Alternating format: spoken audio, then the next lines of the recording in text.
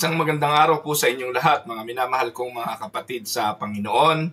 Ito po ang inyong lingkod, si Pastor Ruel Camia po, mula po dito sa Winnipeg, Manitoba, Canada, para po sa ating pag-aaral ng salita ng Diyos ngayon pong umaga. Welcome po mga kapatid sa Tinig ng Pag-asa. Araw po ng Lunes ngayon, November 10, at isang magandang araw ang aking pagbati. Datnan po kayo ng pamamahayag na ito na kayo po ay nasa mabuting kalagayan. Lalo na po ang ating mga kababayan sa Pilipinas na alam ko po na dumaan kayo sa mga unos, literal na unos ng buhay. Sana po ay makabangon at dalangin ng aking puso na anuman ang ating pinagdaanan ay dalahin tayo ng Diyos sa kanyang kalooban, sa pagkaunawa, sa pagkatuto at sa patuloy na pagtitiwala na walang nagaganap sa buhay na ito na hindi pinahintulutan ng ating makapangyarihang Diyos. Walang nakalalampas sa kanyang mga kamay. Sa araw pong ito, again magpapatuloy tayo sa ating aralin sa Aklat ng Mga Gawa at ngayon po ay nasa dulong bahagi na po tayo ng Acts chapter 16 at ito po ay sa verses 16 hanggang 40. Pinamagatan ko po ang ating pag-aaral ngayong umaga na The Power of the Gospel Amid Chains. So samahan po ninyo ako at ating pong basahin ang mga talata. Once when we were going to the place of prayer, we were met by a female slave who had a spirit by which she predicted the future. She earned a great deal of money for her owners by fortune telling. She followed Paul and the rest of us shouting, "These men are servants of the Most High God who are telling you the way to be saved." She kept this up for many days. Finally, Paul became so annoyed that he turned around and said to the spirit, "In the name of Jesus Christ, I command you to come out of her." At that moment, the spirit left her. When her owners realized that their hope of making money was gone, they seized Paul and Silas and dragged them into the marketplace to face the authorities. They brought them before the magistrates and said, "These men are Jews and are throwing our city into an uproar. By advocating customs unlawful for us, Romans accept or practice." The crowd joined in the attack against Paul and Silas, and the magistrates ordered them to be stripped and beaten with rods. After they had been severely flogged, they were thrown into prison, and the jailer was commanded to guard them carefully. When he received these orders, he put them in the inner cell and fastened their feet in the stocks. About midnight, Paul and Silas were praying and singing hymns to God, and the other prisoners were listening to them. Suddenly, there was such a violent earthquake that the foundation of the prison were shaken. At once, all prison doors flew open, and everyone's chains came loose. The jailer woke up, and when he saw the prison doors open, he drew his sword and was about to kill himself because he thought the prisoners had escaped. But Paul shouted, "Don't harm yourself, we are here." The jailer called for lights, rushed in, and fell trembling before Paul and Silas. So then brought them out and asked, "Sirs, what must I do to be saved?" They replied, "Believe in the Lord Jesus and you will be saved, you and your household." Then they spoke the word of the Lord to him and to all the others in the house. At that hour of the night, the jailer took them and washed their wounds. Then immediately he and all his household were baptized. The jailer brought them into his house and set a meal before them. He was filled with joy because he had come to believe in God, he and his household. When it was daylight, the magistrates sent their officers to the jailer with the order, "Release those men." The jailer told Paul, the magistrate, the magistrates have ordered that you and Silas be released. Now you can leave. Go in peace. But Paul said to the officers, they beat us publicly without a trial, even though we are Roman citizens, and threw us into prison. And now, do they want to get rid of us quietly? No, let them calm themselves and escort us out. The officers reported this to the magistrates, and when they heard that Paul and Silas were Roman citizens, they were alarmed. They came to appease them and escorted them from the prison, requesting them to leave the city. After Paul and Silas came out of the prison, they went to Lydia's house, where they met with the brothers and sisters and encouraged them. Then they left. Pagpalain nawa ng ating Panginoong Diyos ang medyo mahaba-habang pagkakabasa ng kanyang mga banal na salita. Ito po'y ating pag-aaralan at ating pagbubulay-bulayan ngayon pong umaga. Mga minamahal kong mga kapatid, the verses in Acts chapter 16, starting 16 to 40, vividly portrays the unstoppable power of the gospel. Ang salita ng Diyos hindi kayang pigilan. Kahit saan makarating ang mensahero, nagiging instrumento ang mensahero ng paghahasik ng salita ng Diyos. Even in persecution, even in imprisonment, and even in injustice. Can you imagine? Hinuli sila, wala silang kasalanan, dinala sila sa bilangguan ng walang trial, at sila'y pinarusahan, binugbog, dahil sa salita ng Diyos. But God's sovereign hand is at work.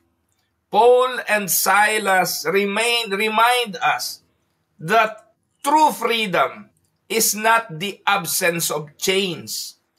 True freedom is not the absence of being in a prison cell. But true freedom is the presence of Christ in the midst of chains and imprisonment. Can we say amen to that? Kaya mga kapatid, unang aral na dapat nating makita, kung ano man ang kalalagayan ng buhay, kung sa palagay mo'y hopeless, kung sa palagay mo'y injustice, kung sa palagay mo'y persecution or imprisonment, kung ikay tunay na mananampalataya ni Kristo, hindi ka makakarating dyan o dadalahin sa ganyang sitwasyon nang walang tinutupad na layunin ng Diyos. At most of the time, ang tinutupad na layunin ng Diyos ay ang ikaw ay maging ilawan sa lugar na iyong kinalalagyan. You can be an instrument, a channel of the gospel of Christ. Kaya magiging payapa ho tayo bilang mga mananampalataya kung talagang lumalakad tayo sa kalooban ng Diyos. Kung talagang lumalakad tayo sa pagsunod na kahit saan tayo makarating, we will share the Word of God. Na kahit na anong sirkumstansya ng buhay, katulad ni Paul at ni Silas, aawi tayo ng papuri sa ating Panginoon. So, bago tayo humantong doon sa mga pag-aawitang ginawa ni Pablo at ni Silas doon sa loob ng bilangguan, simulan muna natin ng talata sa verse 16. Ano bang ipinakita sa atin ng Acts chapter 16 sa verse 16? Una, sinalubong sila ng isang babaeng alipin ng masamang espiritu. The slave girl and the spirit of divination. Dito may matututunan tayong mahalaga rito mga kapatid. Pakinggan niyo po ang talata. As we were going to the place of prayer, we were met by a slave girl who had the spirit of divination. Anong context nito? Si Paul, kasama yung kanyang team, were ministering sa Filipos. Dito, ayon sa narrative, makikita natin na nagkukwento na uli si Lucas. Ibig sabihin, hindi na siya kasama. So nagkukwento na lang siya kung ano naging karanasan ng mga apostol ni Pablo, ni Silas, dito sa chapter na ito. Kung inyo pong matatandaan sa previous verses, nagkukwento si Luke kasama siya sa mga nangyaring pagmiministeryo sa second missionary journey ni Paul at ni Silas at ni Timothy, naging kasama siya, kaya 4 sila. Pero dito, sa starting verse 16, kasama pa rin siya as we were going to the place of prayer. Meaning kasama siya. Kasi siya ang writer niyan, si Luke. As we were going to the place of prayer, we were met by a slave girl who had the spirit of divination. First hand, narinig, nakita, namalas, nasaksihan ni Lucas ang pangyayaring ito. So the whole team were ministering. They go to the place of prayer and they met a girl. And as they went to pray, they encountered a young girl, slave, possessed by a spirit that enabled the girl to predict the future. Parang ito yung mga sina Alec Baldwin ngayon. Ito yung mga katulad ng mga manghula sa Pilipinas, ni na Madam Auring. Pinapaliwala ang mga tao na yung kanilang mga panghuhula galing sa Diyos. Katulad nung isang Aprikano ngayon na kung ano-anong ipinanghuhula, yung kabataang Aprikano na may hula sa Amerika, may hula sa Pilipinas, may hula sa kung saan-saan, may hula sa Canada. Alam niyo ba ang hula sa Canada? Matatawa kayo eh. Ang hula niya sa Canada will experience an extreme cold.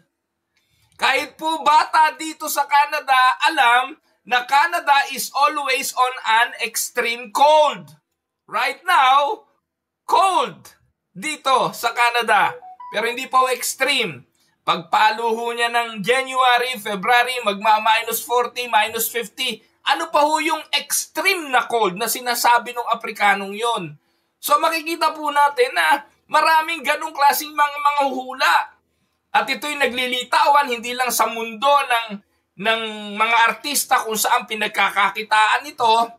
Si Madam Auring yumaman dahil sa mga panghuhula, yung Alec Baldwin na yan, na kung saan mga ganon din ang ginagawa. Maraming artistang pumupunta para alamin ang guhit ng kanilang palad at kung ano-ano pa.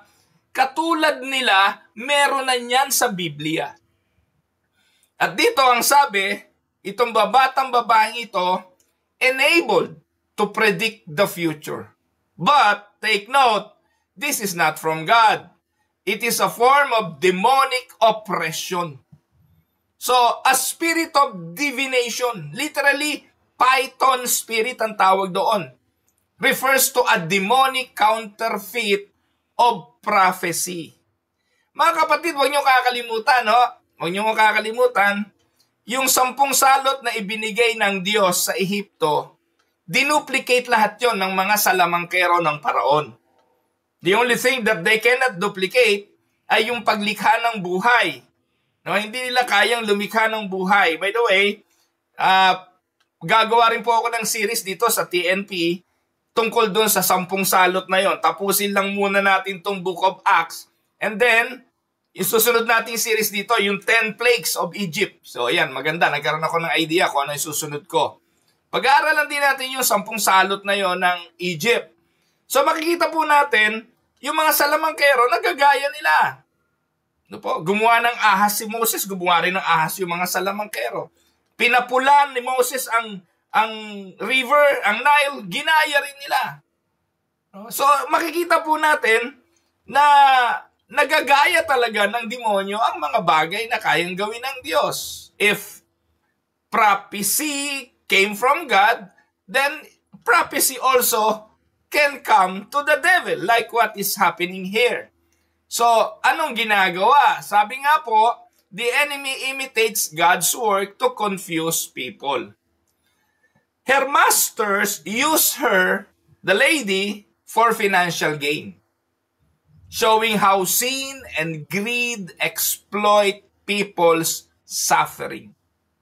Kaya huwag kayong magtaka mga kapatid, minsan nakakakilabot ang nangyayari sa ating kapaligiran.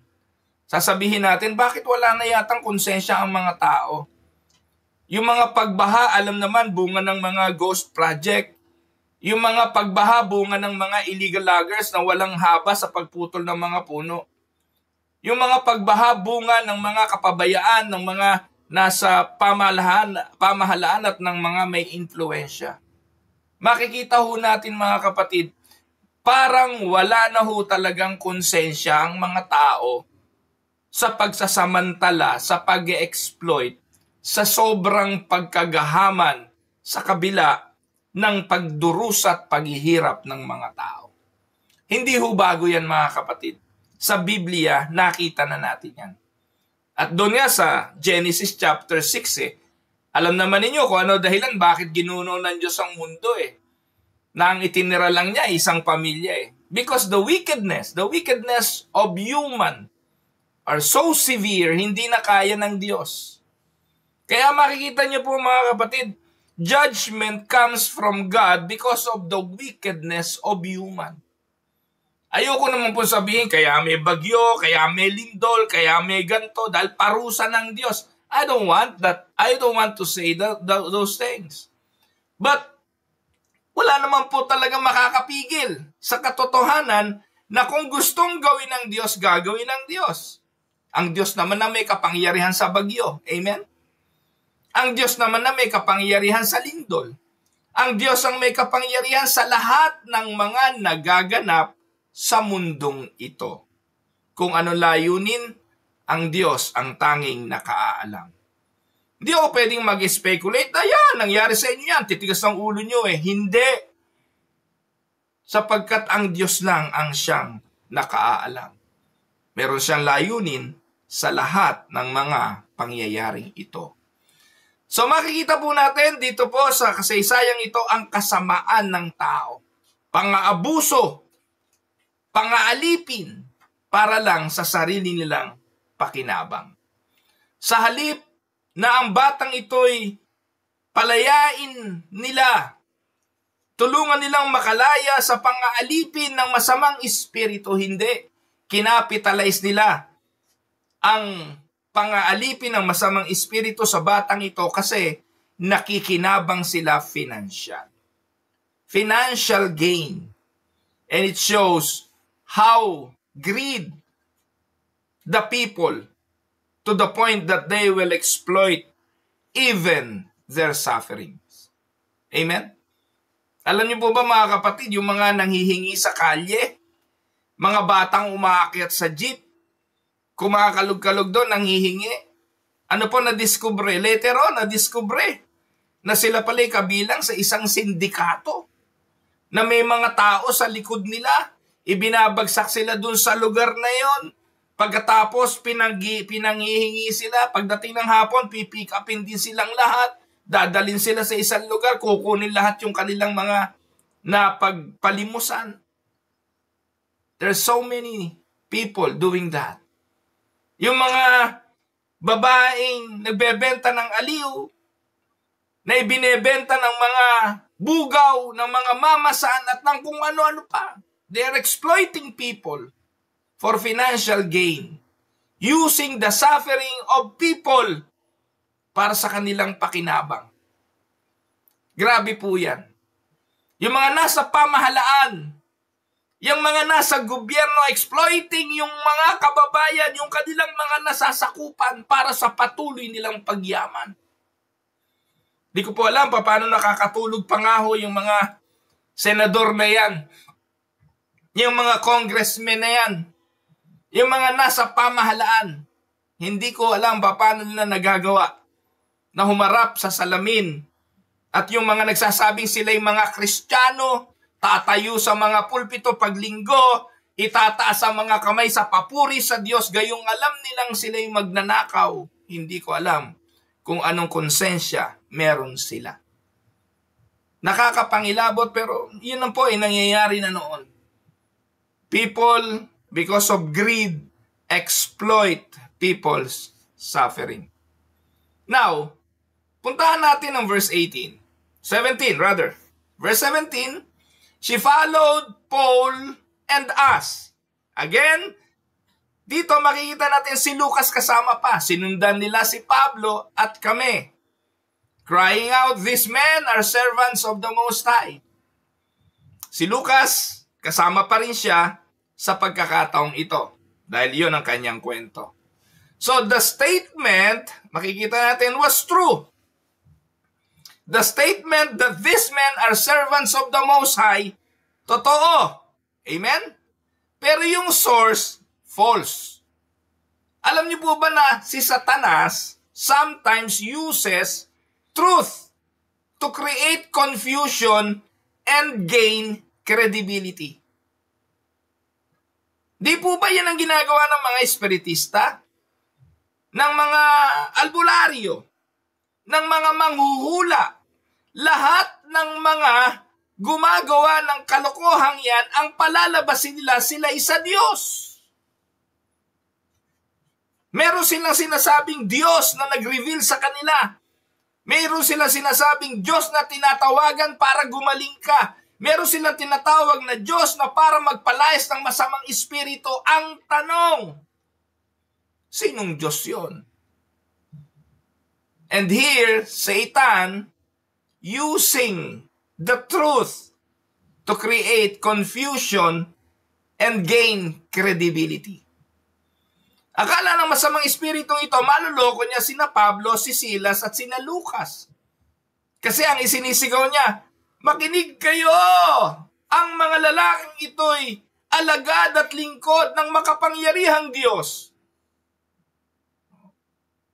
But Paul recognized the deception.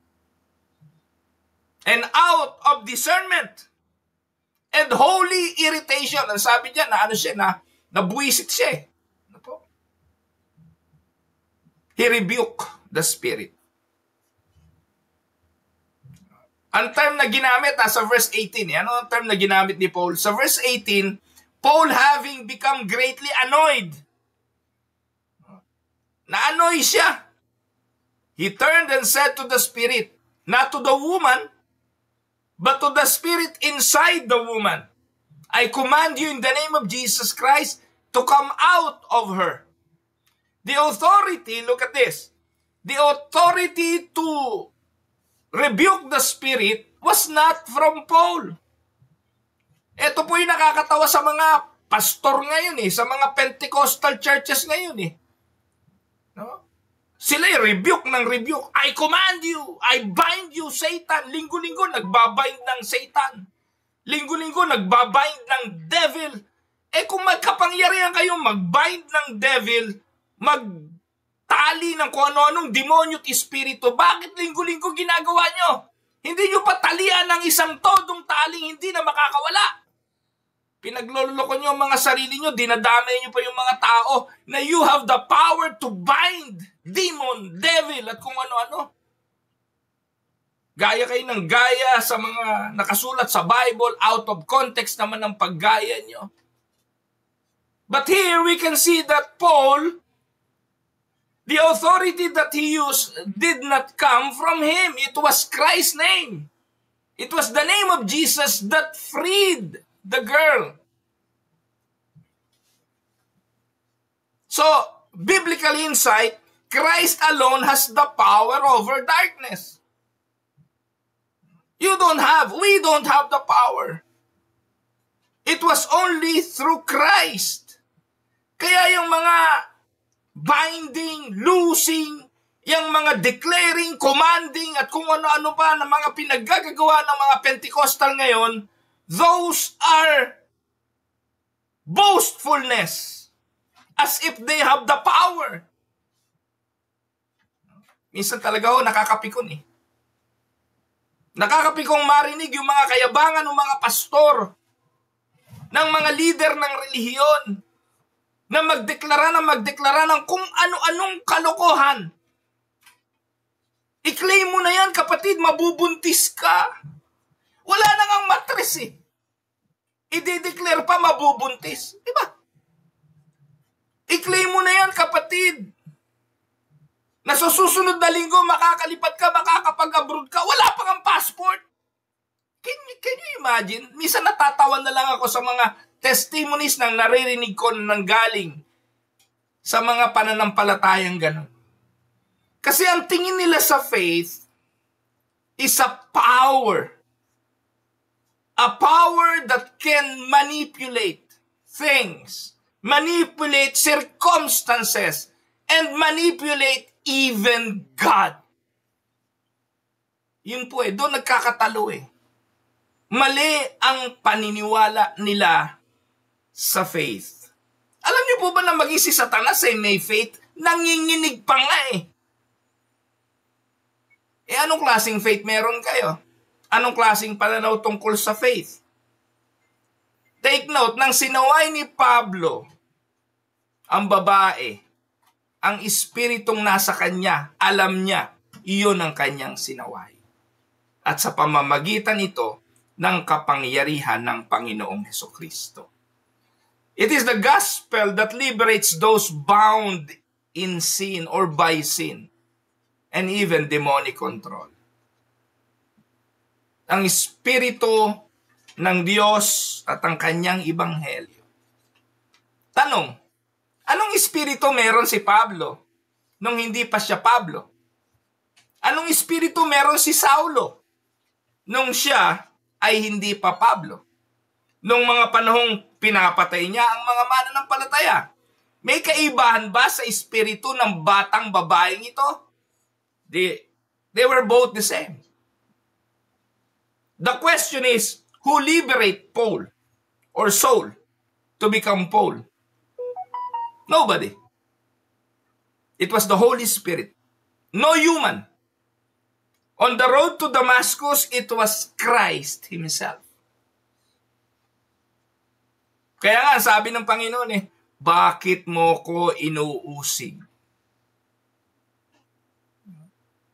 The blindness of soul, the depravity of his heart, liberated by the word of Christ. On that moment, na-regenerate siya. Binuhay ang kanyang patay na espiritu na dating alipin ng kasamaan. At siya'y lumaya. Nakilala niya ngayon si Kristong Panginoon. So, in application mga kapatid, the gospel frees people from all forms of bondage. Spiritual, emotional, and moral. Kaya ito ang tandaan ninyo mga kapatid. Kapag totoong born again, hindi na kailanman makararanas ng spiritual bondage again. Kaya yung mga generational curses na yan, wala sa scripture yan. Gawa lang yan ng mga Pentecostal pastor. Hindi yan totoo. There is no such thing. Kapag ikay mananampalataya na, kapag ikay pinalaya na ng Panginoon, wala nang impluensya sa iyo ang mga bagay na sinasabing spiritual generational curses na yan. Dahil when Jesus said, "It is finished," pinalaya ka na ng Panginoong Hesukristo sa lahat ng mga bagay na may kinalaman sa espiritual. Hindi na para, mag-attend ka ng EGR. Kumpisal mo lahat yan. Pag hindi mo kinumpasal yung mga kasalanan mo yan, maaalipin ka yan. Pati na yung mga hindi mo alam. What? Hindi mo alam eh. Kasalanan ng mga ninuno mo, ng panahon ng hapon, ihingi mo ng tawad. Pinaglololoko lang kayo ng mga pastor na yan. Marami pong mga nagpo-propaganda ng ganyang klase ng mga katuruan. The gospel frees people. The story of the Apostle Paul, nang pinatawad siya ng Diyos, nilinis sa kanyang kasalanan, pati ang kamatayan ni Esteban. Tinanggal sa puso ni Paul ang guilt at ginawa siyang lingkod ng Panginoon. Kaya itong mga pastor na to na nagpapauso ng mga ganyan, nag-guilt trip. Binibigyan nila ng guilt yung mga tao na wala naman supposedly. Naku, ikaw, ganito, nung araw, tatay mo mangkukulam, yung mga lahi mo mangkukulam, hingi mo ng tawad kasi may curse sa iyo yan. Diba? Have you heard of those things? Naku, yung kahirapan mo ngayon, bunga yan ng ganito, na bandage yung kahirapan. Si Eddie Villanueva, may turo. Yung JIL, may turo. Part ng teaching nila, if you are poor, you are cursed because poverty for them is a curse. Can you imagine gaano kalaking panluloko yan? And they use the suffering of people para sila umasenso. Magkaloob ka, lalaya ka, siksik-liglig, umaapaw, magbigay ka sa ganito, mag-donate ka sa ganon. And they are using people's suffering. Nakakaiyak po talaga pag ganitong mga usapin eh. The church must not compromise truth even when the enemy disguises himself with partial truths. Napakaraming simbahan ngayon mga kapatid. Ginagamit ang salita ng Diyos. Ginagamit ang salita ng Diyos. Sumisigaw ng hallelujah. Sinasabing Jesus is Lord. Pero at the back of it, you know, just like this woman, Satan is manipulating. Using half-truth to manipulate people. So ano nangyari? Yung master ng batang ito at ang kanyang pagkagahaman nagtulak para hulihin sina Pablo at si Silas. Verse 19. When her owners saw that their hope of gain was gone, they seized Paul and Silas. Ganyan naman ho talaga mga kapatid. Pag nabisto na, kapag mawawala na yung source ng kanilang pagyaman, ano nangyayari? Magagalit. Magdedemanda. Alam niyo po ba, yung mga nangyayari niya sa Senado, moro-moro lang yan. Panapanahon lang yan eh. Ganti-gantihan. Yung dating panahon ni Duterte, ni dating Pangulong Duterte, o ngayon, si Pangulong Duterte naman ang gagantihan. Pagpalit na naman yan, ganti-gantihan, walang katapusan yan. Ganun naman po yung mangyayari. At kung nakakakita kayo ng pagtino ng mundo, wala po mga kapatid. I don't want to sound dooms or naysayer, but that is what the Bible is talking about. Kaya ang mensaheng ito para sa mga mananampalataya eh. Wala tayong kapangyarihang bumago ng puso ng tao. Wala tayong kakayahang bumago ng puso ng tao. Diyos lang. Kaya anong dapat? Tayong mga mananampalataya na binago na ng Diyos ang ating mga puso, mamuhay tayo ayon sa salita ng Diyos. Kung meron man lang tayong konting magagawa para sa ating sarili, sa ating komunidad, sa ating sambahayan, iyon lang. But to dream of having a country, a nation with no corruption, that is not reality. It will not happen. Because ano paalala ni Pablo kay Timoteo? Sa last days, ito'y magiging mas masahol pa kaysa ngayon. People will be lovers of money. Di ba? Meron silang anino ng kabanalan. Lahat ng mga senador na yan, kabilang sa isang partikular na relihiyon. Lahat ay may pananampalataya, kuno sa Diyos. May pastor pa nga dyan eh. May congressman pa nga ang bishop. Pero anong nangyayari? I'm talking about the Philippines. I'm talking about the politics in the Philippines. Pero ano? Tinakasan ng katotohanan. They have the form of religion, they have the form of holiness, pero walang realidad. Kaya, pag nasita mo sila sa kanilang mga ginagawa, galit. Magdedemanda. Ano sabi ni Eddie Villanueva? Maghintay lang sila. Kakakilabot sa kanilang pananambahan. No? Doon sumusumpa ng pagganti. Doon sa mga nagsasabing mga nag-aakusa. Manong magsitahimik na lang kayo at labanan nyo sa korte kung talagang wala kayong mga kasalanan. But the evidence speaks na nakinabang kayo sa mga bagay na dapat ay sa taong bayan. Mga kapatid, ganun ang nangyari dito. Yung mga masters ng babaeng ito nagalit. The men were not concerned about the girl's freedom. Ang concern nila, yung profit na makukuha at yung profit na nawala.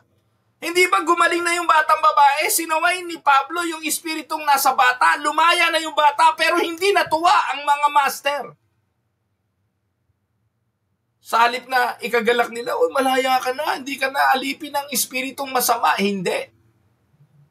Nawalan sila ng pakinabang kaya nagalit sila. Tandaan, whenever the gospel challenges economic idolatry, persecution often follows. Tama. Nangyari yan sa Acts chapter 19. Babasahin po natin yan sa susunod. Sa Ephesians. So, yan po ang katotohanan. Verse 20.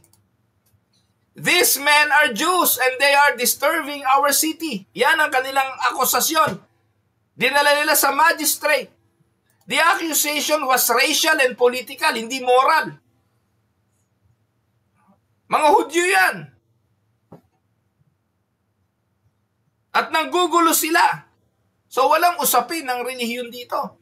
Walang usapin dito ng moral. Ang usapin na inakusa sa kanila, racial. They are not from here. They appealed to civic pride and anti-Jewish sentiment. Kaya yung false accusation and mob mentality were used to suppress the gospel. Alam niyo ba yung mob mentality?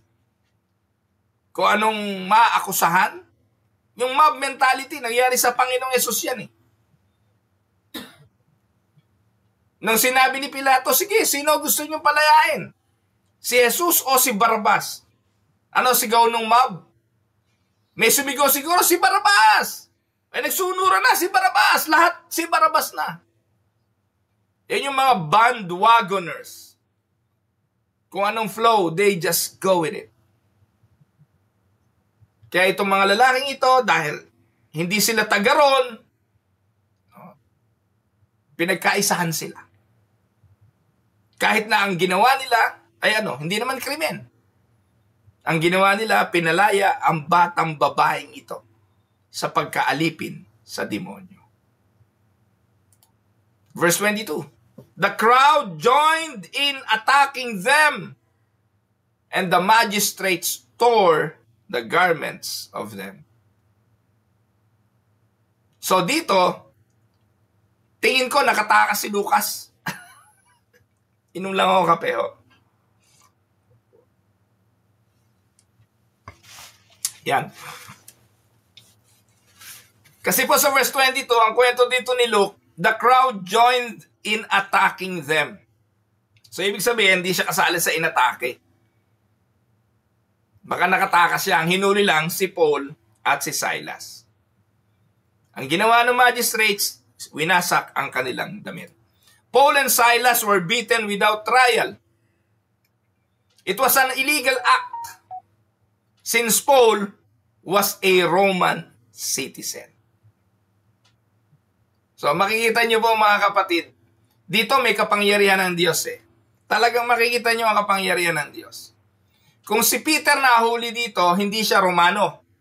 Hindi Roman si Peter. So pwede, okay lang, nabugbugin nga siya.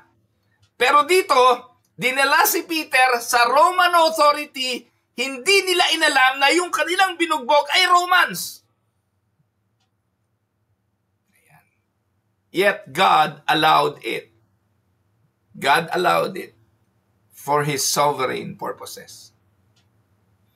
At dito napakaganda, hindi agad pumalag si Paul dyan. Hindi niya sinabi, ay, taga, huwag niyo akong gulpiin. Romano din ako, di ba? Para yung napanood ko ng isang araw na isang chief of police sa Amerika, kung saan hinuli ng isang police din. Hindi niya nakilala na chief of police yung kanyang hinuli. Nako, ininginudgud sa lupa, putok yung ulo ng kanyang chief. Ayun. nung nalaman niya na yun yung kanyang chief, tanggal siya sa serbisyo. Ang sabi, bakit hindi sinabi ng chief of police na siya chief of police? Hindi niya kailangan gawin yun. Hindi mo kailangan gamitin ang iyong power kung talagang merong probable cause na ikaw ay merong nilabag na traffic law. At ang naging paglabag talaga ng chief of police, hindi siya nag-signal nung umovertake.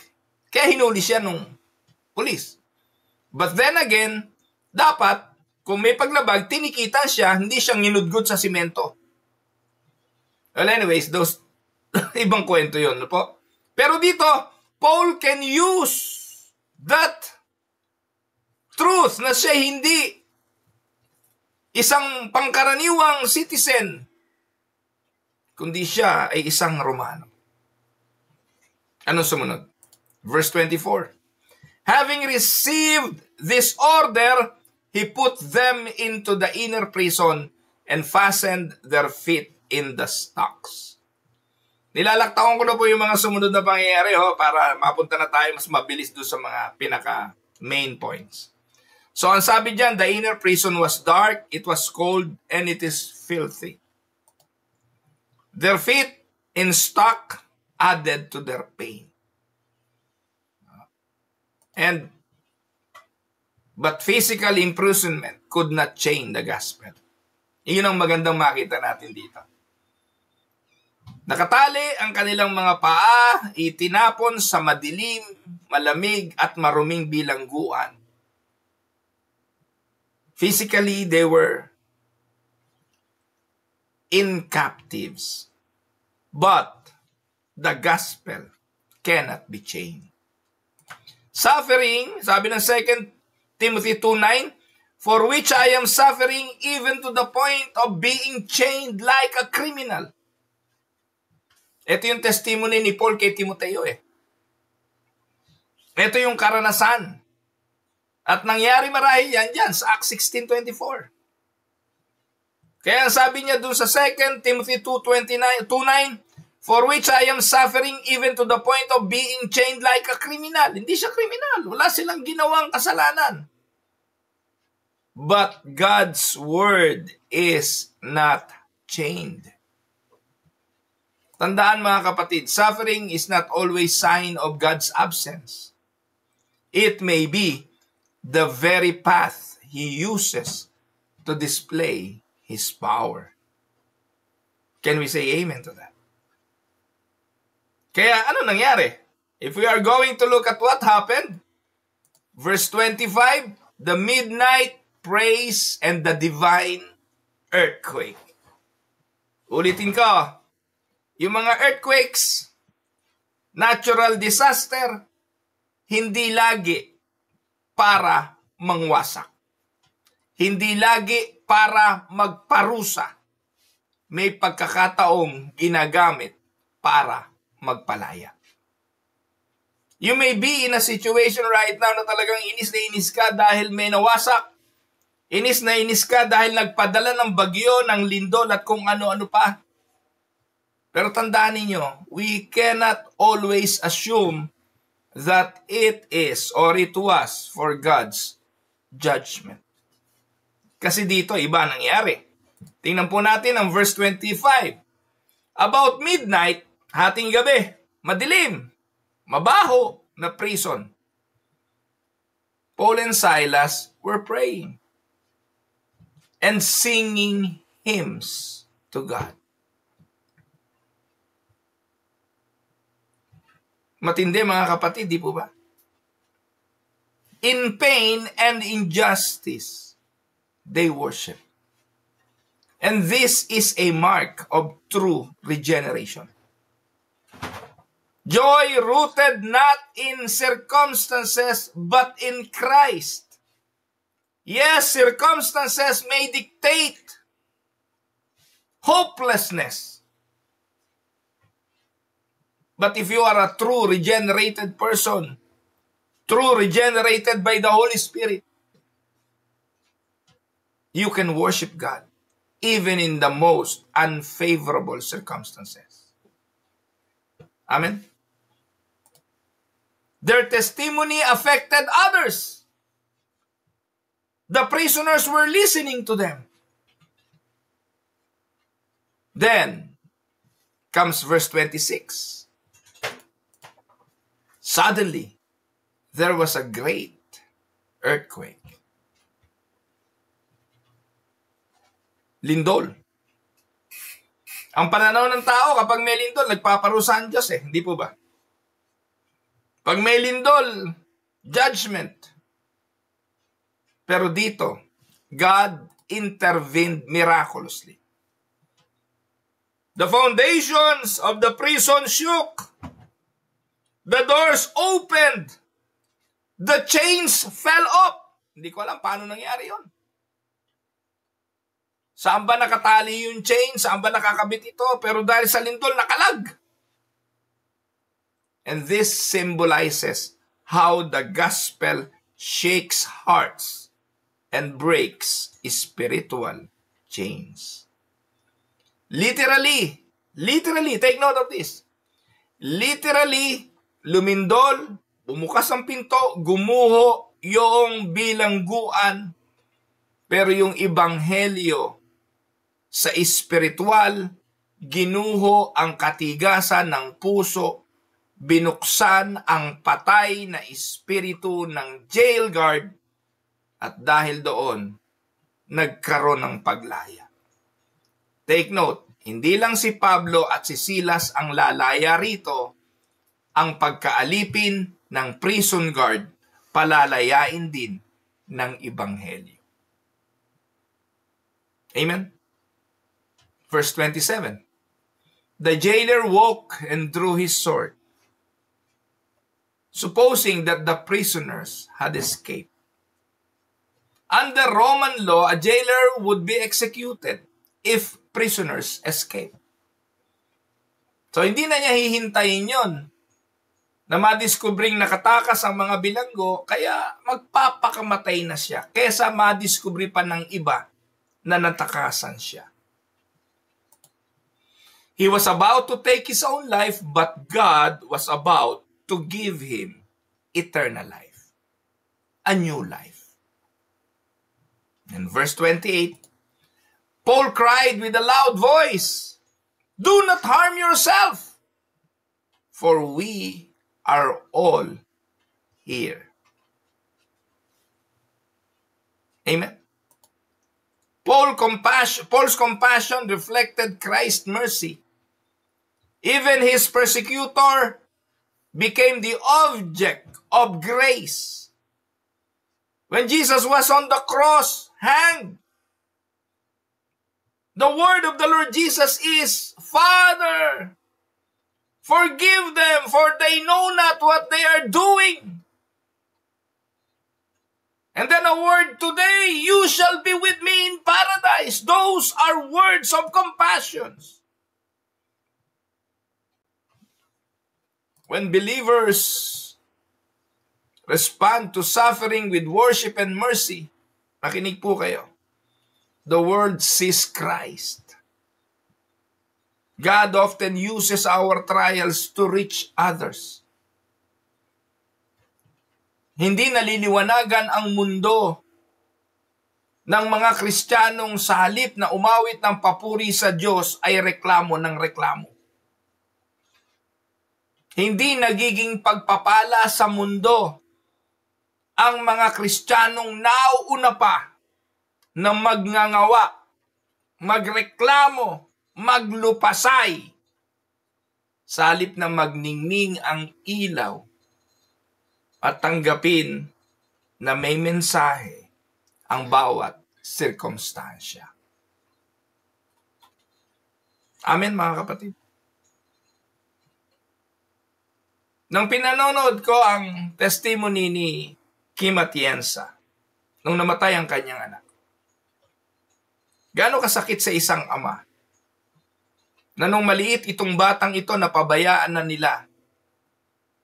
Nung dumating yung pagkakataon na wala na silang kontrol at gusto nang magsarili, wala silang magawa.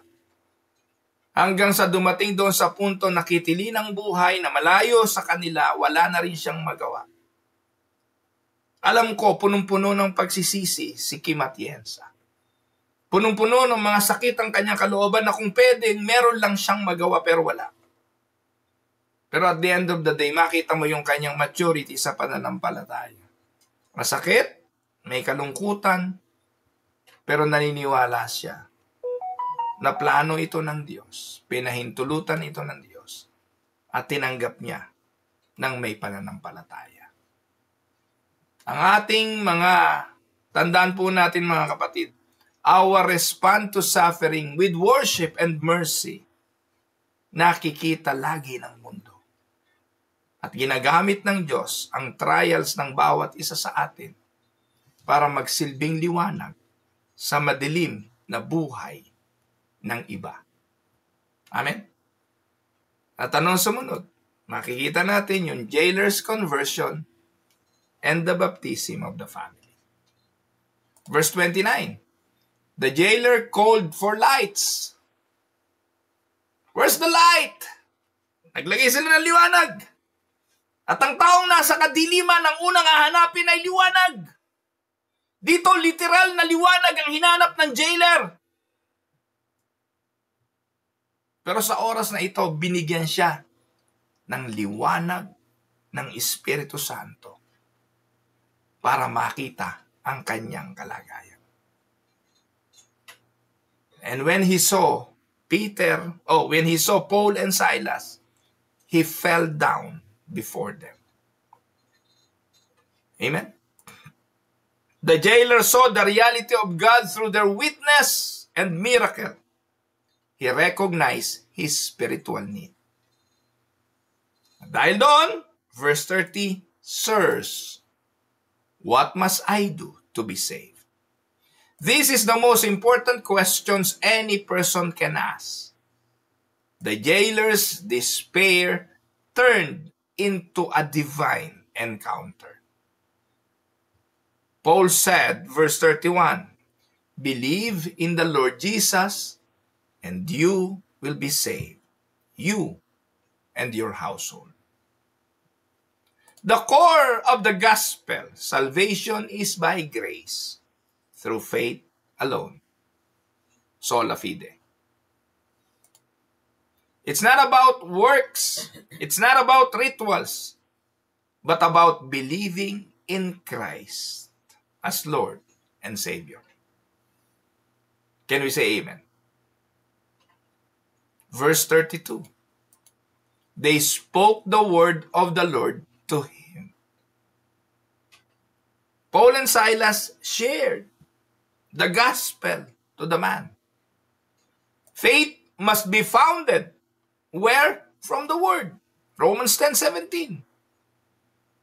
Na-regenerate yung Philippian jailer. Pero kailangan niya marinig ang ebanghelyo para kanyang paniwalaan kung ano ito. We cannot just believe on something that is not true. At ang puso kapag binago na ng Diyos, katulad ng pinag-aralan natin last time, si Lydia, binuksan ng Diyos ang puso ni Lydia, kaya naniwala siya sa sinasabi ni Pablo, the same. Walang nagbabago sa order. Hindi na nampalataya ang jailer bago siya na born again. Kumilos na ang Diyos, binago na ang kanyang puso, nagpatiripa na siya kay Pablo at kay Silas, palatandaan na bago na ang kanyang puso, pero kailangan niya marinig ang ebanghelyo. Romans 10:17. Faith cometh by hearing, and hearing the word of God. Evangelism involves explaining the gospel clearly. Can we say amen? And when they explained the gospel to the jailer, anong sumunod?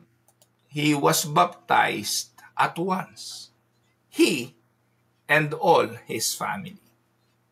Genuine faith leads to obedience and public identification with Christ. Sa pagkakataong ito, hindi na natakot ang jailer. Ano kung makalaya ang bilanggo? Ano kung makatakas sila? Basta ako ngayon, ang allegiance ko ay kay Christ. Magpapabautismo ako kasama ang aking sambahayan. Hindi na siya nahiya, hindi na siya natakot. na doon sa mga nakabilanggo ay ma-identify siya. Baptism here followed belief, signifying cleansing and new life. And 34, he rejoiced along with his entire household that he had believed in God. The fruit of salvation is joy. Grace turns despair into delight. Amen? Now, anong sumunod? The public vindication and their release. Verse 35 says, ayokong putulin doon eh. Kasi kailangan silang lumaya. At hindi yung lindol ang nagpalaya sa kanila. The lindol is not for the purpose of releasing them. Kasi kung nakatakas sila nung araw na yon, fugitive na sila. Tama? Tumakas sila dahil nagiba yung lindol. Nagiba ng lindol yung bilangguan. Pero kung lalabas sila doon, fugitive sila. Mga bilanggo, takas na bilanggo. Pero sa verse 35, ano sabi? But when it was day, nung kinabukasan, the magistrates sent the police saying, let those men go. Papalayain na sila. Papalayain. After realizing their mistakes, the officials sought a quiet release. Natatakot sila kasi, imagine niyo, Romano pala itong mga to. Ano sabi ni Paul sa verse 37? Paul said to them, they have beaten us publicly, uncondemned, men who are Roman citizens. So here, inilalabas na ni Pablo ngayon ang katotohanan. Paul asserted his rights, not out of pride, but to protect the church witness. And also to protect the jailer. Hindi sila tumakas, nanatili sila doon. Para kung susunod sa kanya, susunod sa kanila, yung ibang mga mananampalataya, at susunod sa kanya ang jailer na ito at ang kanyang sambahayan, hindi sila mapapersecute. Dahil si Paul at si Silas ay lalabas ng bilangguan na hindi sila fugitive at wala silang kasalanan. Napakahusay ng pagkakakilos ng Diyos dito. Ang kanilang pagkakabilanggo, ang layunin, iligtas ang jailer at ang kanyang sambahayan, ma-born again. At lalabas si Pablo at si Silas nang walang kasalanan dahil in reality, nandun sila, wala naman silang kasalanan. At ito ang gustong mangyari ni Paul. Verse 39, nasabi diyan, his boldness ensured believers in Philipos would not face similar injustice. That is the purpose. Kaya sa verse 39, they apologize. Publicly, they apologized and took them out and asked them to leave the city. The very authorities who humiliated them now apologize. God vindicates his servants in his time. In verse 40, so they went out of the prison and they visited, sino? Si Lydia. Sino si Lydia? Ang babaeng binuksan ng Diyos ang puso para manampalataya. And when they had seen the brothers, they encouraged them and departed. Amen? Napakagaling ng mga kapatid. Kaya pag binabasa ko itong aklat ng mga gawa, nakikita ko papaano kumilos talaga ang Diyos sa buhay ng iglesia. So the church began in Lydia's house, a small but strong fellowship sa Pilipos. From suffering became the birth of a new congregation. Ito yung the Philippian Church. Kung saan sumulat si Pablo sa kanyang malalim na pag-ibig at pagpapahalaga. Kaya kung meron kayong nakikita sa Bibliyang sulat sa mga kapatiran sa Pilipos, ang sinusulatan niya ay ang iglesia sa bahay ni Lydia. Amen? Kaya, tingnan natin ang theological reflection. Sovereignty of God, kitang-kita natin, every event from the slave girl's deliverance to the earthquake, it was ordained by God for the advancement of the gospel. Papasok yung Romans 8:28, all things work together for good. Amen? Pangalawa, makikita natin yung power of the gospel. The gospel frees slaves, saves jailers, and plants churches in the most unlikely places. Minsan, may nagtatanong sa akin, Bishop, paano ba magtayo ng church? Paano ba nagsisimula ang mga iglesia? Ang sagot ko, nagsisimula sa kapangyarihan ng Ebanghelyo. Just preach the gospel. Just like what happened sa Filipos. Binuksan ng Diyos ang puso ni Lydia, binuksan ni Lydia ang kanyang bahay para sa Ebanghelyo. Yung mga nanampalataya, tinipon sa bahay ni Lydia, ipinanganak ang Philippian Church. It is through the power of the gospel. Third, makikita rin natin dito yung perseverance of the saints. Ang mga mananampalataya katulad ni Paul at si Silas, natutong sumamba, magpuri sa Diyos sa kabila ng suffering. Ito'y evidence of the Spirit-given perseverance. Amen? At pangapat, makikita rin natin dito yung effectual calling. The jailer's conversion shows God's irresistible grace at work. It is God who brings life to the spiritually dead. Hindi si Paul, hindi si Silas ang nag-born again sa jailer. It was the Holy Spirit through God's effectual call. When God calls the elect responds to the call. Amen? Now, bilang conclusion, the story of Acts 16:16-40 reminds us the gospel transforms lives even in chains. Amen? Second, worship can turn prison into sanctuaries. Third, God's sovereignty rules over every circumstance. And the last, salvation belongs to the Lord. Amen? Now, bilang reflection question, sagutin po natin ito. 1. How do you respond when God allows suffering or injustice in your life? 2. What does Paul and Silas worship in prison teach you about true faith? And the last, how can your personal trials become a testimony to others? Tayo po'y tumungo, tayo po'y manalangin. Sovereign Lord, we thank you that no chain is too strong for your power and no heart too hard for your grace. Help us, O Lord, like Paul and Silas, to sing even in our suffering, to trust in your hand in every trials of life, and to proclaim your gospel faithfully wherever you send us. Lord, we are praying for those who are in suffering right now. Bless those who are sick.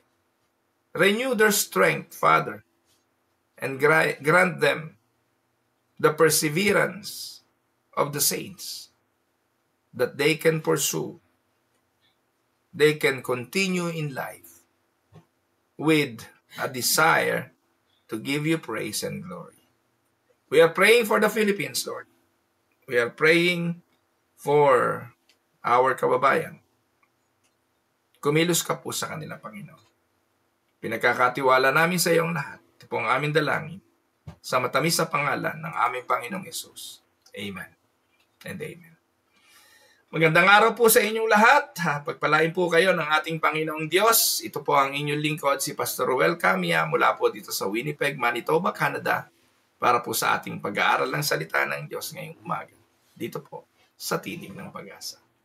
God bless everyone!